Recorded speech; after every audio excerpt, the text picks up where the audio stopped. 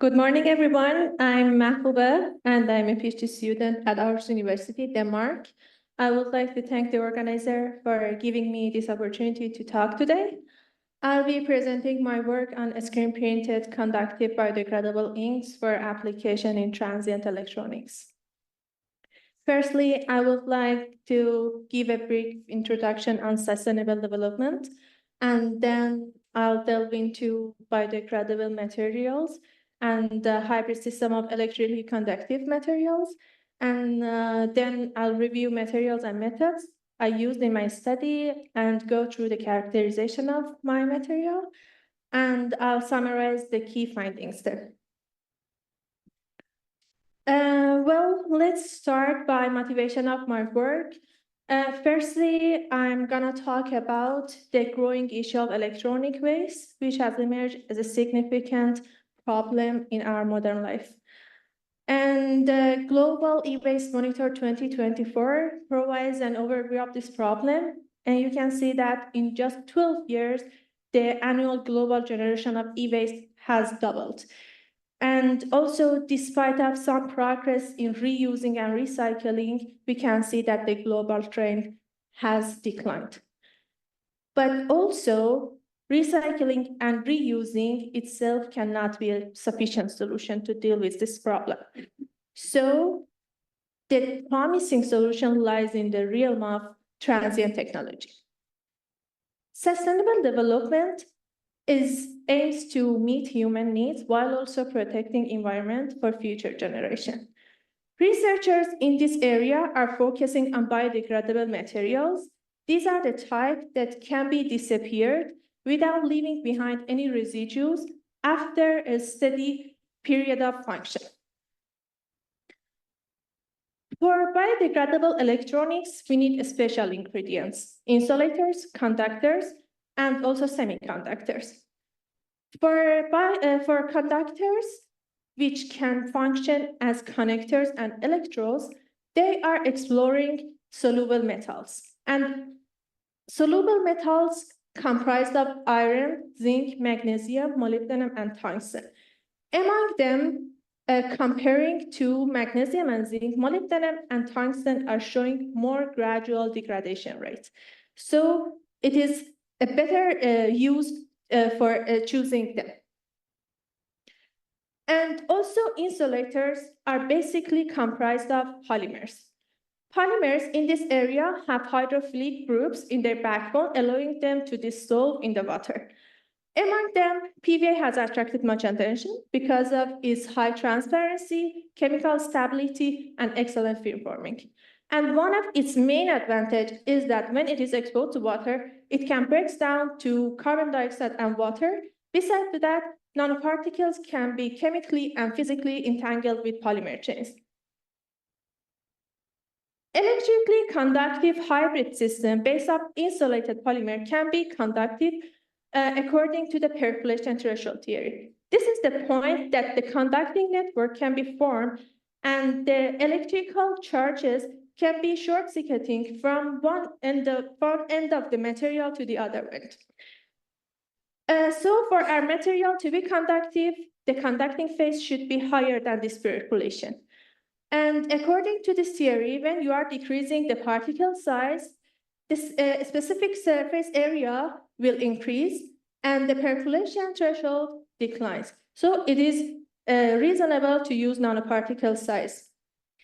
And but when you are decreasing the size, the surface tension increases. So adhesion forces gets stronger and aggregation will happen.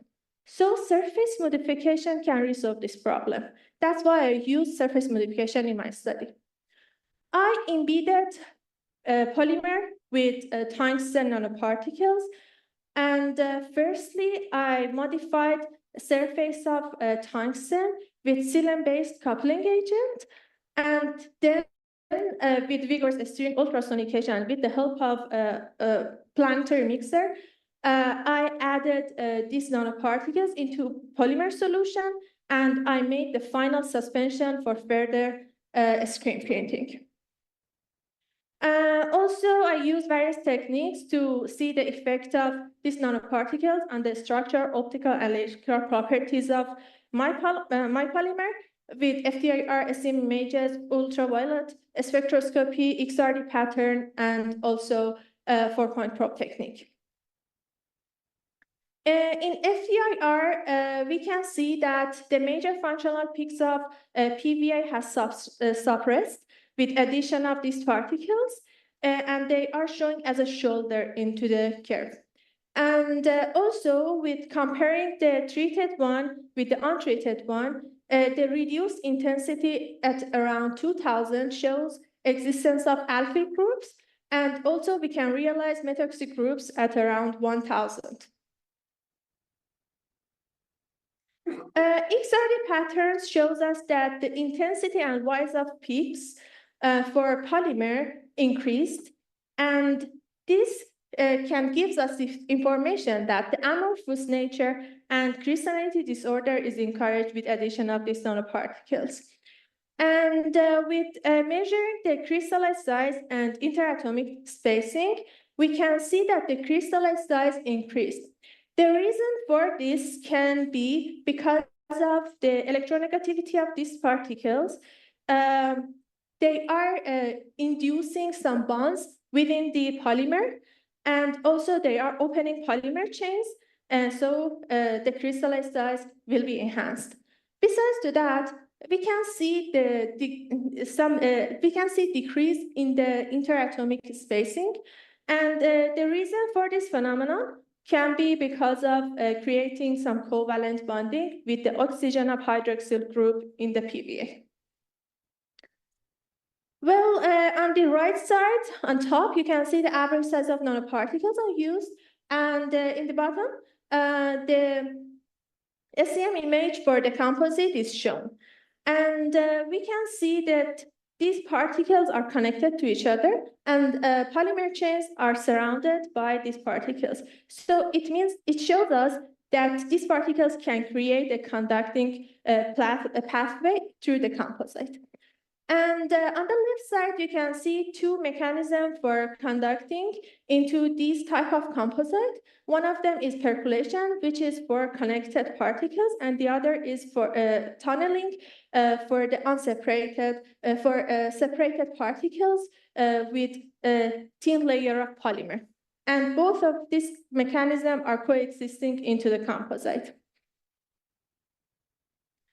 Well, UV-based spectroscopy gives us this information that absorption increased with increasing the quantity of these particles, and showing that these particles creating this aggregate, uniformly dispersed aggregates into the polymer matrix. So they can act as scattering points into the paste and absorb the UV-based light. And besides that, we can see that there is a red shift in the absorption edge, so showing narrowing the band gap. And also, we can say that these particles can create some localized energy levels into the composite and enable electron hopping through the composite. Well, 4-point probe technique used for measuring the conductivity of this paste, and with fit matching experimental data with percolation formula, we could realize the critical volume fraction for adding these particles into the composite for making it conductive. And after measuring it, it was around 0.26. A screen printing process was done on a PET substrate.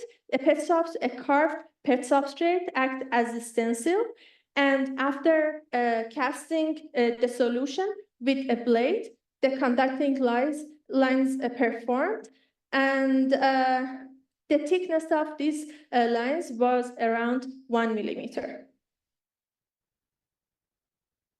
Biodegradation test was done in PBS solution, and this study was done for 1 week. And after 24 hours interval, their weight and conductivity was measured. And you can see that they are showing the degradation, good degradation rate, while also their conductivity decreased by 90%.